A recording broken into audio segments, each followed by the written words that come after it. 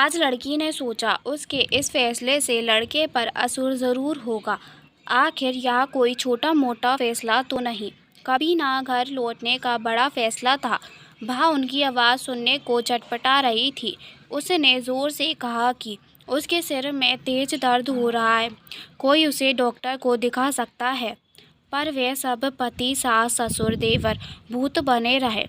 उसने कहा कि उसके पास दवा के लिए पैसे नहीं हैं।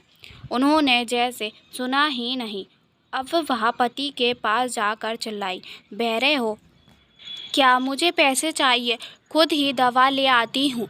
पति ने टीवी का वॉल्यूम और तेज कर दिया। उसे इतना गुस्सा आया कि सामने रखा पेपर बेड टीवी पर मारकर चकनाचूर कर दे, पर वह कुछ ना कर सकी और हताश होकर बोली, मैं जा रही हूँ, अब नहीं लौटूंगी।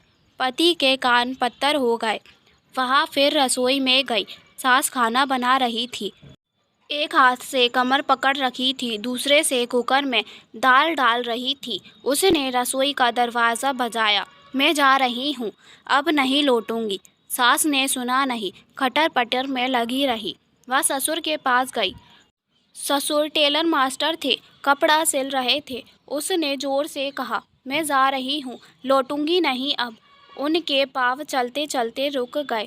एक उड़ती नज़र दरवाजे पर डाली, फिर खट खट मशीन चलाने लगे। लड़की भीतर से फड़फड़ा उठी। किसी को भी उसके होने या ना होने से कोई फर्क नहीं पड़ता। अंतिम उम्मीद लेकर वह देवर के कमरे में गई। वह प्राइवेट स्कूल में गेम्स टीचर था। आज छुट्टी थी, वह खाने का इंतज़ार कर रहा था। लड़की उसके कमरे की देहरी पर जाकर चिल्लाई, तुम बच्चों के बीच रहते हो, एक तुम ही इस घर में मनुष्य हो, बाकी सब राक्षस हैं। तुम मेरा दुख समझ सकते हो। देवर जोड़ घटाव करने में व्यस्त था। उसने नज़र उठाकर देखा, दरवाजे को काला साया निगल रहा है। क्षण भर को उसकी रूह कांपी, फिर वह व्यस्त हो गया। लड़की को लगा देवर ने उसकी तरफ खुली आंखों से देखा है तो उसकी बात ज़रूर सुनेगा। उसने आवाज़ में जबरन मिठास घोलते हुए कहा, मैं घर छोड़कर जा रही हूँ, अब नहीं लौटूंगी। इस बार उसकी आवाज़ में बारिश की गंध थी। वह दरवाज़ा पकड़कर कुछ देर खड़ी रही, फिर हताश होकर अपने कमरे में गई। फर्श खोला, पर्याप्त रुपए थे, इतने में बहुत सारी दवा आ सकती थी। पर उसे सिर्फ सिर दर्द था और अपने सुरसा मुख की तरह फूलते अहंकार का बुखार। दिन भर सड़क पर फिरती लड़की शाम के जुट-पुट में पार्क में जाकर थोड़ी देर बैठी तो हल्की हल्की बूंदें टप टप गिरने लगी। किशोर प्रेमिल जोड़ा भी अपने अपने बसेरे में जाने के लिए एक दूसरे का हाथ पकड़े अपनी चमकती बाइक के पास जाने लगा था। रात के 10 बज गए तो दुकानों के शटर भी कट कट बंद हो रहे थे। अमावस की रात। अब लड़की को डर लगने लगा। उसे लगा था कि घर वाले उसे फ़ोन करते करते थक जाएंगे, पर वह फ़ोन नहीं उठाएगी। लड़की पार्क से बाहर निकलने लगी तो चौकीदार ने देख लिया। वह लपक कर आया और ज़मीन में डंडा बजाया। ए लड़की, कहाँ से आ रही है इतनी रात में? उसने चौकीदार को देखा। अखंड बदतमीज़ आदमी। इसे शायद कानून नहीं पता कि लड़की के साथ बदतमीज़ी करने पर क्या सज़ा हो सकती है, कौन सी धारा लगेगी। वह सोचने लगी, बता दूँ इसे। चौकीदार और नज़दीक आया। मुँह में ज़बान नहीं है, घर से भागी है क्या? वह जाने कैसे चुपचाप सुनती रही और सिर झुकाकर आगे बढ़ने लगी। चौकीदार चिल्लाया, घर जा सीधे, वरना पुलिस को फ़ोन कर दूंगा। उसने फिर गेट पर डंडा मारा और गेट बंद कर ताला मार कर उसके पीछे लपका। ए लड़की, कोई मुसीबत है तो बता, घर कहाँ है तेरा, छोड़ दूंगा। वह कोने में खड़ी साइकिल ले आया। चल बैठ।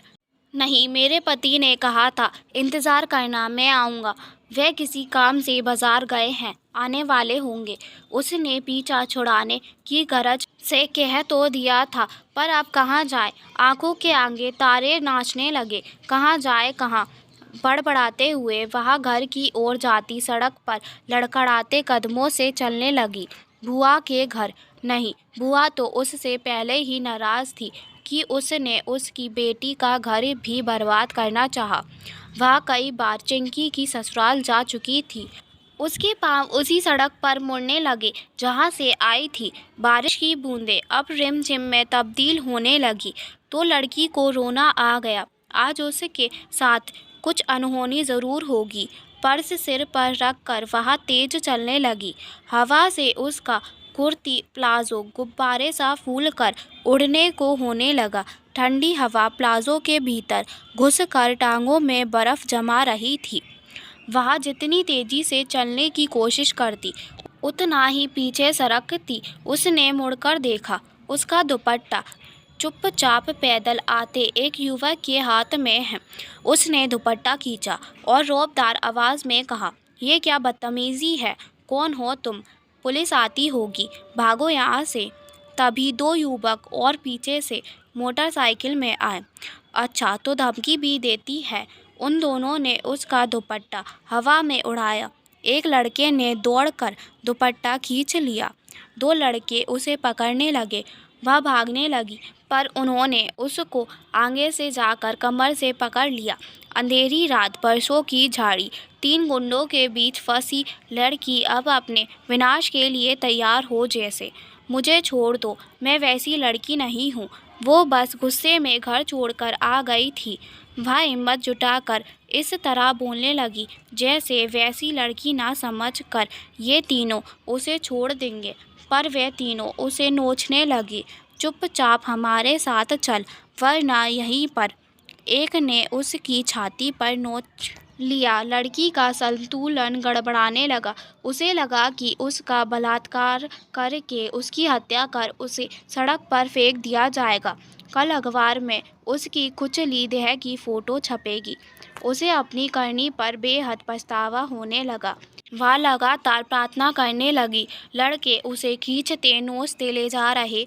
वह छुड़ाने की कोशिश करती, वे और नोचते, थप्पड़ भी मारते। उसके कपड़े फटने लगे। एक ने स्वेटर खींच कर हवा में फेंक दिया, एक ने कुर्ती पकड़ी और चर फाड़ दी। वह चिल्लाई तो एक ने उसका मुंह बंद कर दिया। वह होश खोने वाली थी कि दूर कोई रोशनी चमकी। पलक झपकते ही लड़के मोटरसाइकिल में भाग गए। वह लड़खड़ा कर गिरने वाली थी कि किसी ने उसे थाम लिया। थामने वाला हाथ सुधांशु का ही था। ये कहानी यहीं पे ख़त्म होती है। आपको यह कहानी कैसी लगी हमें कमेंट करके ज़रूर बताएं।